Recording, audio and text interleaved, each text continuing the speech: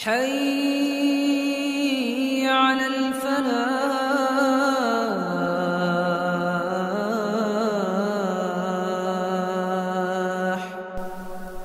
بسم الله الرحمن الرحيم. alhamdulillah محمد رسول الله صلى الله عليه وسلم. ما أرسلناك إلا رحمة للعالمين وما أرسلناك إلا رحمة للعالمين وما أرسلناك إلا رحمة للعالمين. This it's 15th of February 2015, and this is a video diary for HayyaAlalFlah.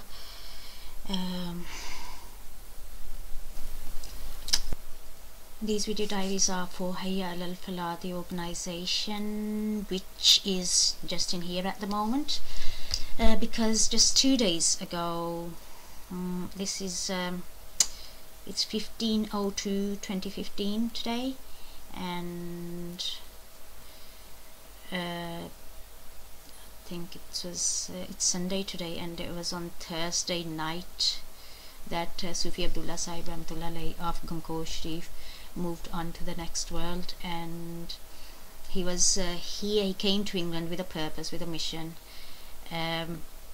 towards which he really worked very hard and with full conviction. And now that responsibility that Zinda Pir Rahmatullah sent Sufi Abdullah Sahib with, that lies on many shoulders, amongst which I feel mine is one.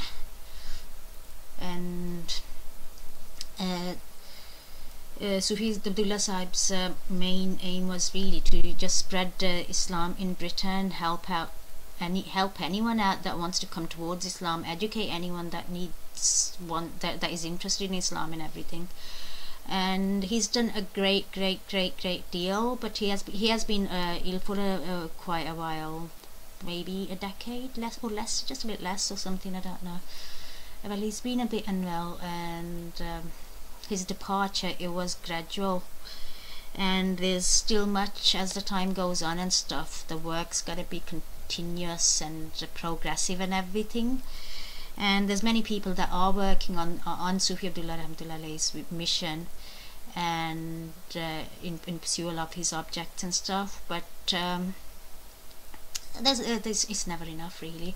And I feel there are a few gaps which do need to be filled, especially in terms of the non-Muslims when they come into Gangor Sharif Masjid that Sufi Abdullah Rahmatullah helped establish for the very purpose of propagation. When they come, there's a lot of people that do care, that do help them out, but they could do with much more help, much more assistance. And as this is probably the first generation of British-born Muslims that are being established through the conversion, I think if the very first generation are supported, assisted, and helped in the right way, the whole entire structure that builds on the generations that go on and stuff, their attitude, the attitude with which they enter Islam, if that is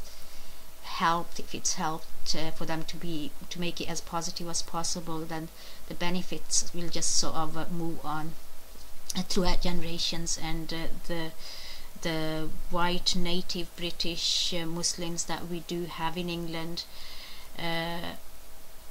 after this generation, I mean the second, third, fourth generation of native British Muslims, if provided that the converts are given the right help now, I mean they're all going to sort of follow on the line that the first generation sets. So this very first generation of convert Muslims that is forming, and that is, I mean, they're converting in major numbers and stuff, so they need resources and guidance and assistance that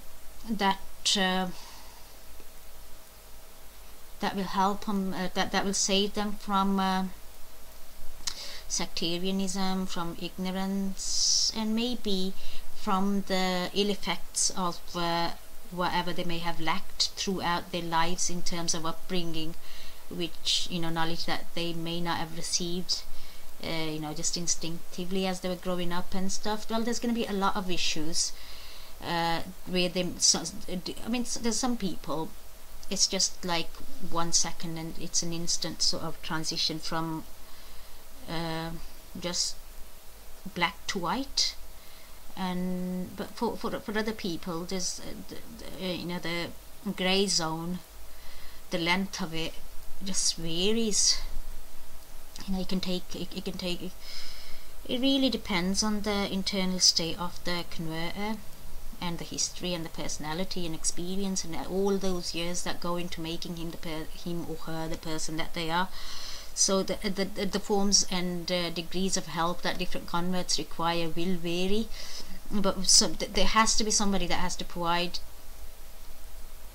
It's just like one-stop convert sport sort of thingy, something like that. Well, it has to be started. There's a lot of Najdi people that are doing these things, but I mean, they're misguided themselves, so I mean, they're not helping many people, and they're setting, I mean, they're just getting the converts into sectarianism from step one. So what's the use there then? Well, the thing is, there's not many alternatives in terms of the resources available in terms of books and some of the websites and stuff. I mean, there's a lot of good content and stuff, but it's very much contaminated by sectarianism and by sometimes even things that would actually take you out of religion, in terms of you know, their clash with the fundamentals of faith and belief and iman and all that. So somebody, I mean, there needs to be somebody that will, you know, sort of filter out the things and just bring together all the good stuff that is out there, to, in terms of educating the people that inquire about Islam, and in terms of assisting the people that do actually enter Islam and guiding them. And I mean, this Sufi Sahib came here for the British, or otherwise he could have stayed at the Darbar Sharif. He was much happier with his murshid. He didn't have to even move away from the Darbar Sharif, but he came here for the British, be they immigrants, be they natives. And Sufi Abdullah Sahib himself has moved on to the next world now. So my father himself was sent by Zinda Pir Rahmatullah Alayh to join Sufi Abdullah Sahib in the work of propagation. So in that sense, I mean, even genetically, the responsibility sort of it has become inherited by me. But as somebody, as like, say, a spiritual servant, a spiritual friend of our Sufi Abdullah Rahmatullah Alayh, I mean, as I think out of love, his mission becomes mine.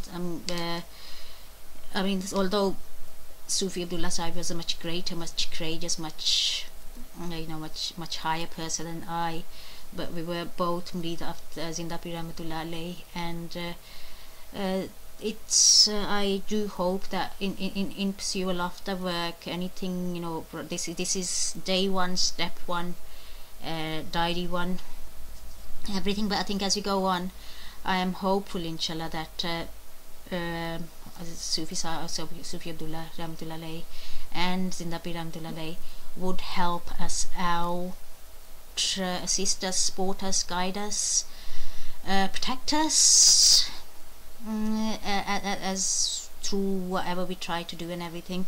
At the moment, it's just me, and the HayyaAlalFlah is just in here at the moment. I've got to write the aims and objects out on paper. It may take me about a week to sort of fully compose the constitution and everything printed out. Probably the week following I might have an account running. A week following that, I've got to get it registered with the commission, charity commission, and both the CIA company's house as a CSE. Then as the plans go on, as anything goes on, well, the diaries will keep things, I don't know, as things go on, we'll see then. but at the moment it's just the inception of the organization that I'm focusing on, and the aims and objects is what I'm probably gonna get up to doing now, right immediately. Well, I've got to give Dad a head massage. Daddy needs a head massage. Missed it yesterday. So so probably at about Isha time. I think it's the time now. I think after eating everything, I'm just gonna sit down for an hour, 2 hours, 3 hours, 4, 5, maybe 6 o'clock until 6. Probably in for about 2 hours. I'll just concentrate on the aims and objects, write them down proper, and I think that's all I'll be doing for HayyaAlalFlah today. And yeah, and this was video diary 1, and hopefully as I go along, as I do things, I'll be maintaining diaries. And actually, you know what, I might even start a vlog. Actually, I might even upload this, give it the sort of effect type thing where I'm just sort of a bit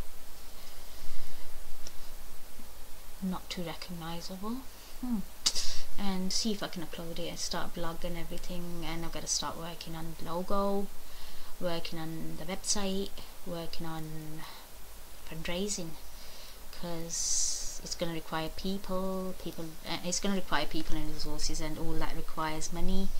So all that's got to be done. But at the moment, the aims and objects are to be written out, and hopefully before I sleep tonight they should inshallah be done.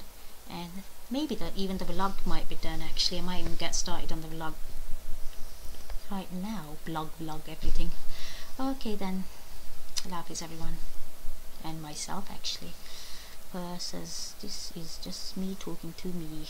Bye.